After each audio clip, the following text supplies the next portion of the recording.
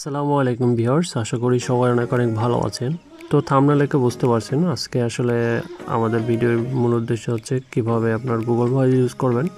তো গুগল ভয়েসটা দুইভাবে ইউজ করা যায়, একটা আপনার ব্রাউজারের মাধ্যমে ওয়েবভাবে ইউজ করতে পারেন অথবা গুগল ভয়েস অ্যাপস ইউজ করতে পারেন। তো সচরাচর আমাদের বাংলাদেশ থেকে আসলে প্লে স্টোরে আপনার গুগল ভয়েস অ্যাপসটা আপনার নট অ্যাভেলেবল।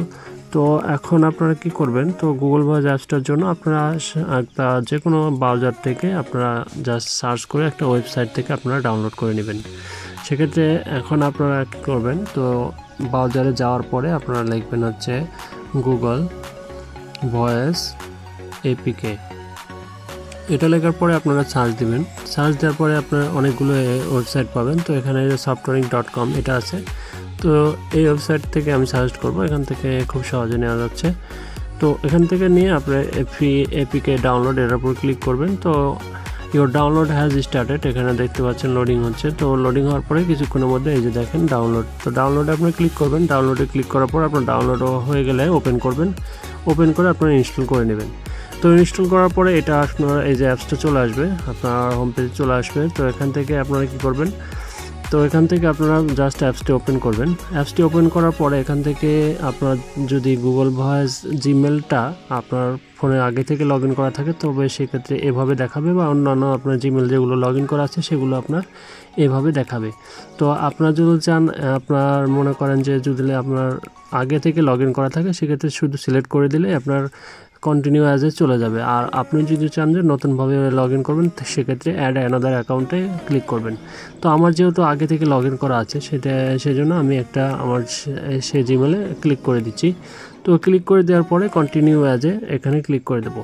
তো কন্টিনিউ অ্যাজে ক্লিক করে দেওয়ার পরে এই ধরনের ইন্টারফেস আসবে। এখান থেকে আপনি স্কিপ করে দেবেন। স্কিপ করে দেওয়ার পরে এখানে অ্যালাউ করে দেবেন। দেওয়ার পরে গিভ অ্যাক্সেস, তো সব কিছু এখানে অ্যাক্সেস দিয়ে দিলাম। তো অ্যাক্সেস দেওয়ার পরে এখানে আপনারা দেখতে পাচ্ছেন আপনার এটা গুগল ভয়েস অ্যাপস। তো এটা হচ্ছে আপনার কলের বাট আপনার ডায়াল অপশন। তো আর এখান থেকে আপনার ফোন বুক সবগুলো এখানে আপনারা দেখতে পাচ্ছেন। আর এখান থেকে যদি আমি ব্যাক দিলাম, এখান থেকে ব্যাক দিলে এখানে থ্রি ডট অপশনে যাবেন। এখান থেকে আপনারা ক্রেডিট দেখতে পাচ্ছেন, আপনারা এখান থেকে রিচার্জ করার কথাও বলতে পারবেন, সমস্যা নাই। আর এখানে সেটিংসে যদি যান, সেটিংসে গেলে আপনারা আপনার ফোন নাম্বারটা দেখতে পাবেন, এখানে গুগল ভয়েস নাম্বার এবং কয়টা ডিভাইসে লগ ইন করা আছে সেটাও দেখতে পারবেন। এখানে আরও অনেক কিছু আপনারা এখান থেকে সেটিংসগুলো পেয়ে যাবেন। এখান থেকে অ্যাপসের মধ্যে খুব সহজে ইউজ করতে পারবেন।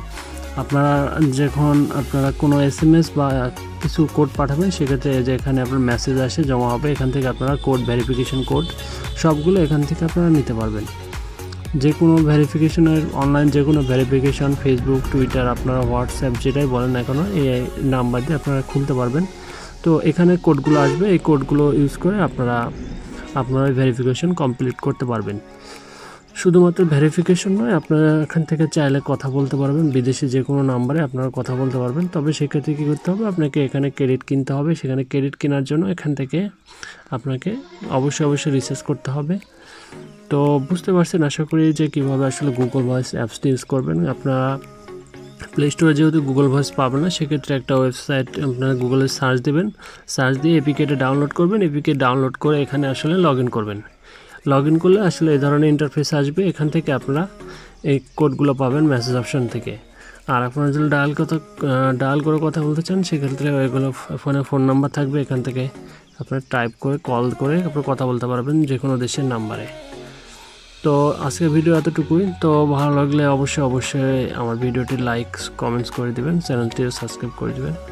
তো আজকে এতটুকুই, টাটা, বাই বাই।